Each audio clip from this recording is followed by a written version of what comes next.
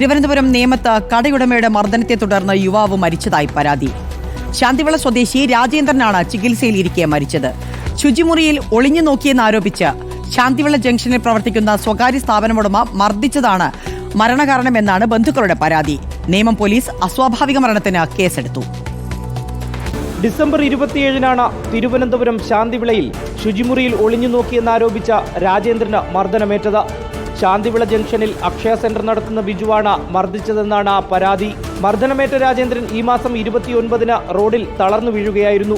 തുടർന്ന് പോലീസ് എത്തി ആശുപത്രിയിലേക്ക് മാറ്റിയെങ്കിലും കഴിഞ്ഞ ദിവസം മരിച്ചു. 29-ാം തീയതി തുലവിള ജംഗ്ഷനിൽ ഇയാൾ അബോധാവസ്ഥയിൽ കിടക്കുന്നതായി കണ്ടാണ് പോലീസ് കൊണ്ടുപോയിട്ടുള്ളത്. അത് അതിക്രൂരമായാണ് ഈ 27-ാം തീയതി ശാന്തിവിള ജംഗ്ഷനിൽ വെച്ച് മർദ്ദിച്ചത്. ഇയാൾ ഈ നാട്ടിൽ ഒരു യഥാർത്ഥ ഒരു നല്ല സൽസ്വഭാവിയാണ്. രാജേന്ദ്രന്റെ ബന്ധുക്കൾ നേമം പോലീസിൽ പരാതി നൽകി.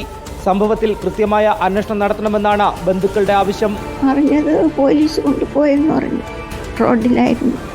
അത് ഈ അടി നടന്ന ജംഗ്ഷനിൽ നിന്നല്ല, വേറെ ഒരു സ്ഥലത്തു നിന്നാണ് കൊണ്ടുപോയിരിക്കുന്നത്. അന്വേഷിക്കുന്നത്. ബന്ധുക്കളുടെ പരാതിയിൽ അസ്വാഭാവിക മരണത്തിന് നേമം പോലീസ് കേസെടുത്തു.